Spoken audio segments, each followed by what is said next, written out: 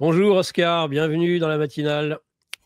Bonjour Nicolas, comment allez-vous? Je vais parfaitement bien et je vois que oh, quel cadre idyllique que je vois par la fenêtre. C'est Noël, le soleil va briller sur le Valais, il fait froid mais il fait très beau. Oui. Eh oui, mais en tout cas, on goûte là, je pense à la hauteur des cimes et souvent euh, souvent tes analyses tutoient ces cimes et donc tout en restant très, en effet, comme le disait Raphaël, truculente, drôle, tout à fait ce dont on a besoin avec un bol de café pour se réveiller le matin, Oscar. Donc, sans plus attendre, on débute dans le questionnement peut-être. Euh, Commencer par l'international, commencer par la Syrie, et puis petit à petit, on viendra en Europe, sous nos contrées. Comment expliquer ou comment expliques-tu cet écroulement subit d'un régime qui certes était en proie aux sanctions, certes était en guerre civile depuis 2011, mais on pensait qu'ils avaient plutôt gagné cette guerre contre certaines factions à la fois internes, mais surtout venant d'attaques de l'extérieur. Et puis, ils se sont écroulés comme un château de cartes. Eh bien, c'est un cas, franchement, qu'on a rarement vu dans l'histoire de ce monde. Je veux dire, on a un président syrien qu'on nous a présenté comme le roi des bouchers, etc., et puis qui en fait est un être, je pense, particulièrement sensible, pas du tout fait pour être dictateur, ophtalmologue, qui lui aurait aimé vivre avec sa famille et puis faire quelque chose de totalement différent. L'histoire l'a amené à devoir prendre la tête de ce pays à un moment extrêmement difficile. Donc, il a, avec l'aide des Russes et des Iraniens, là, il a réussi à se maintenir et à gagner cette guerre. Et il arrive à un point où, et j'ai bien étudié ce qui se dit un peu partout, un peu dans les blogs, dans les blogs des spécialistes de la Syrie, etc. Mais ce n'est pas du tout, c'est pas une chute, c'est lui qui a tout simplement déserté son pouvoir. Il a donné l'ordre à l'armée de ne pas se défendre. Il a interdit de faire un bain de sang. Parce que l'armée syrienne, c'est quand même je sais pas moi, 200 000, 300 000 hommes, c'est presque sûr, 100, 200, 300 000 hommes, c'est sûr. Et en face, ils ont que, on parle de 20 à 30 000 de ces djihadistes et d'autres, enfin ces groupes-là, ça tout additionné, ça, on en arrive au maximum à 20-30 000. Donc ça pouvait être arrêté facilement. D'ailleurs, il y a un commentaire d'un des responsables russes qui dit mais une brigade russe aurait suffi. Donc il y a eu là comme une sorte de vide intérieur chez lui parce qu'il n'avait plus du tout envie de jouer ce rôle. Et on parle même déjà, paraît-il, qu'il voudrait ouvrir une clinique d'ophtalmologie à Moscou, Ah oui. etc. Donc, je veux dire, et effectivement, tous les signaux montrent, parce que c'est pas possible, je veux dire, c'est impossible qu'un régime que ça tombe, qu'une ville après l'autre tombe sans finalement se battre, sans combat. Le problème, c'est maintenant qu'il va apparaître. Je veux dire, Bachir el-Assad, oui, lui, il est parti, il a l'asile maintenant en Russie, mais ce qu'il laisse derrière lui, ça m'inquiète fortement. Et on voit que ça commence déjà. Vous avez déjà les Israéliens qui sont en train d'occuper des larges pans. Donc d'abord, ils ont pris juste ce qui leur manquait du Golan, puis maintenant, ils s'approchent de Damas, ils sont plus qu'à 20 km. Vous avez différents groupes concurrents de rebelles, les djihadistes, mais il y a aussi d'autres qui sont, disons, un peu moins axés sur le religieux. Vous avez les Kurdes qui sont en train déjà de se battre avec les djihadistes dans le nord, et on parle d'une intervention turque même dans les territoires kurdes. C'est pour cette raison d'ailleurs qu'il y a, je crois, c'est Blinken qui est allé voir Erdogan, je crois, pour essayer de le convaincre de ne pas mettre en péril les Kurdes, que les Américains qui ont financé ce changement de régime prétendent soutenir, mais en fait, ils les soutiennent plutôt pour protéger tout le pétrole qu'ils volent aux Syriens depuis des années à l'est du pays. Vous avez plein de potentats autour qui ont leurs intérêts divergents. Vous avez exactement le cocktail de ce qui s'est passé en Libye, et je pense que vu la diversité ethnique, linguistique, etc., religieuse qu'il y a en Syrie, ça sera pire qu'en Libye. Et les Russes, là, à mon avis, le choix qu'ils vont devoir faire, c'est est-ce qu'ils vont maintenir leurs deux bases? Il faudra voir si un semblant de stabilité peut être atteint.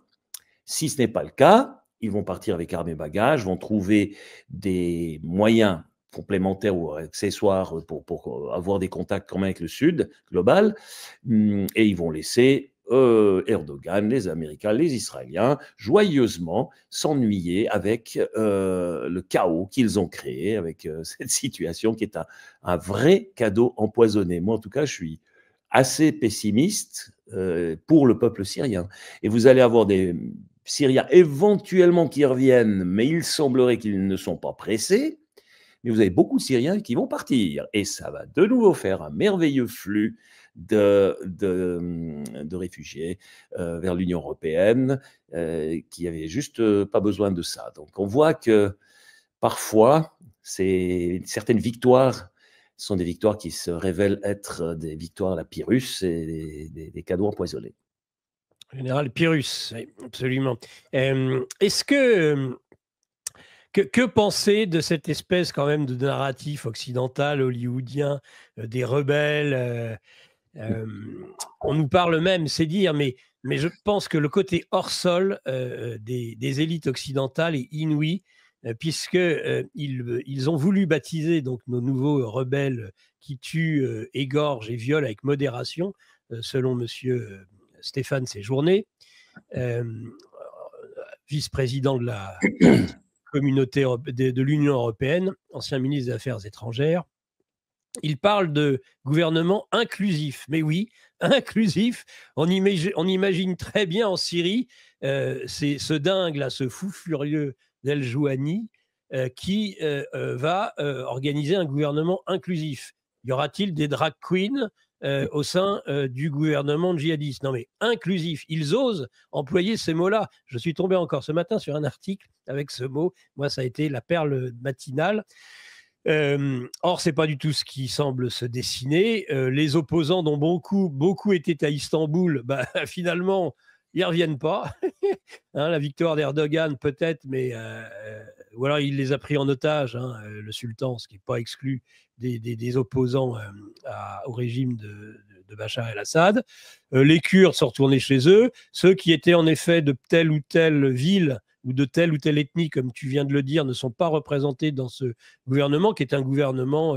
Qu'est-ce que tu penses de la personnalité de celui qui est baptisé Nouvel Homme Fort? Il fait penser à Al-Baghdadi un peu. Moi, il ne me dit vraiment rien qui vaille, ce gars-là. Non, on a vu ces révolutions de couleurs ont toujours accouché de nouveaux monstres. Donc, je me souviens la vague qu'il y avait eu il y a quelques années. Ça avait été l'Égypte, la Tunisie, dans plein de pays. Même en Tunisie, on pensait qu'on allait arriver à quelque chose qui serait plus ou moins démocratique. Regardez ce que c'est devenu maintenant. C'est de nouveau un régime qui est parfaitement autocratique. Je pense que le fondement dans ces endroits-là, étant l'islam, l'islam ne permet pas cet exercice démocratique. Ce n'est pas au contraire du christianisme.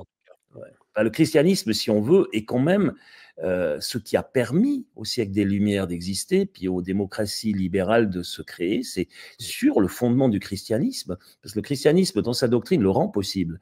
Mais l'islam, non. Non, ça rend possible un sultan, un chef fort, un pouvoir fort, et dès le moment où, évidemment, les docteurs de loi, disons, les docteurs scientifiques, tout ça, majeurs, sont des docteurs des connaisseurs du Coran, des textes écrits sacrés, etc., puis que c'est sur cette base-là que tout est jugé.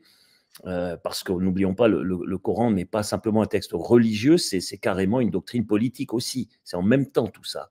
Et donc, dès le moment où c'est ça la base, c'est illusoire de croire qu'on va avoir un gouvernement intégratif, Inclusif. Inclusif. inclusif, avec tolérance pour les En même temps. religions comme le christianisme qui a En même là-bas, temps. Mmh. etc. En Donc même ça, temps, j'y cette crois pas un instant. inclusivité, moi, j'en ai même pas envie en France. Mais Ensuite, en effet, imaginez, l'armée s'est dissoute sur ordre de son chef d'ailleurs. Non, mais c'est sur ordre de son chef.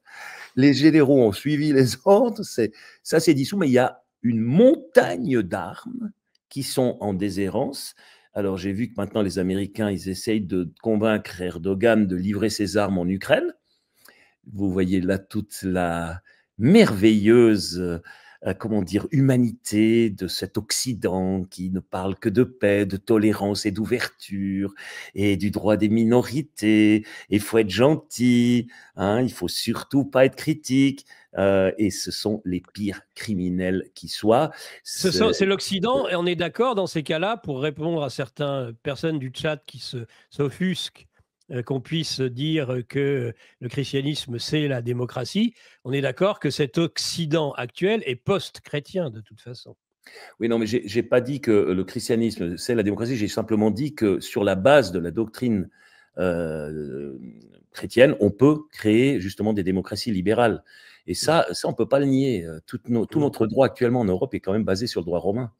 Et c'est le droit romain du temps où les chrétiens avaient pris leur essor dans l'Empire romain. Donc, on ne peut pas le nier. Ça gêne certains. Malheureusement, c'est une réalité historique, mais on peut réécrire l'histoire, n'est-ce pas? C'est ce qu'on fait d'ailleurs allègrement avec ce cancel culture, ce wokisme. On va tout modifier dans le passé pour que le futur soit meilleur. C'est extraordinaire. On va mentir sur le passé en pensant avoir une vérité dans l'avenir.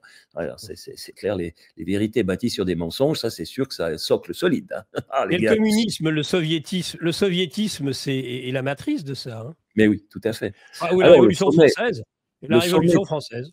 le sommet de cette évolution, puis pour montrer l'inanité dans laquelle on se trouve, c'est ce Biden qui vient de gracier son fils. Mais ça, c'est juste encore. Puis il ne l'a pas gracié pour je veux dire, un crime particulier ou un manquement particulier. Non, non, il l'a gracié sur 10 ans. Puis 2014, quand commence la corruption en Ukraine avec le clan Biden, on gracie depuis ce temps-là. Maintenant, il a gracié dans le temps. Maintenant, il va encore gracier par contumace. C'est-à-dire qu'il gracie déjà des gens qui n'ont pas été condamnés, mais qui pourraient éventuellement l'être pour protéger tous ces petits copains qui ont participé à la grande esbrouffe et qui se sont rendus coupables de crimes contre d'ailleurs même la Constitution américaine. Il est en train de les protéger alors qu'il n'y a même pas de condamnation, il n'y a même pas eu de procédure. Mais ça pourrait venir. Donc, même le droit est bafoué, c'est le sentiment de justice est bafoué. Et vous prenez les polichinelles qui dirigent maintenant les pays occidentaux, si on prend l'Allemagne, on prend la France, Macron qui joue aux chaises musicales avec les premiers ministres, c'est extraordinaire. J'ai l'impression que tout ça procède il faut relire The Great Reset de Klaus Schwab. Il faut discréditer le politique et à travers le politique, on peut discréditer la démocratie. Il faut que la démocratie disparaisse. Il n'y a pas du tout, actuellement, je ne ressens pas en Europe une progression de l'esprit démocratique. C'est tout le contraire. Et en discréditant le politique parce qu'il est vénal, on l'a acheté, on l'a mis là, il est incompétent et il suit les ordres de ceux qui payent, et donc ne s'intéresse plus au bien commun et à la population, on arrive à finalement mettre dans la tête des gens la conclusion, ouais, mais alors la politique, elle sert à rien. Ah, alors si la politique, elle sert à rien, la démocratie sert à rien non plus. Et à ce moment-là, il nous faut des technocrates. D'ailleurs, vous voyez, il a déjà commencé avec Barnier. Et c'est un gouvernement, quelque part, un peu choisi comme ça, de technocrates, plus ou moins, qui devraient régler le problème. Et ça, en dehors des faits politiques avérés, qui veulent qu'il y a un parti qui largement domine actuellement le champ électoral en France, et qu'on le veuille ou non, que ça plaise ou non, c'est le Rassemblement national avec 11 millions de voix. Derrière, il y a les gauches réunies qui valent 7 millions, et puis Macron qui vient troisième avec 5 millions. Et ça, ce n'est plus du tout reflété dans l'exercice du pouvoir. Et après, on s'étonne qu'on crée le chaos, mais je pense que ce chaos, il convient très bien à certains. Et vous appelez à la mise en place d'un euro numérique. Absolument, absolument. Nos élites déroulent leurs plans contre nous.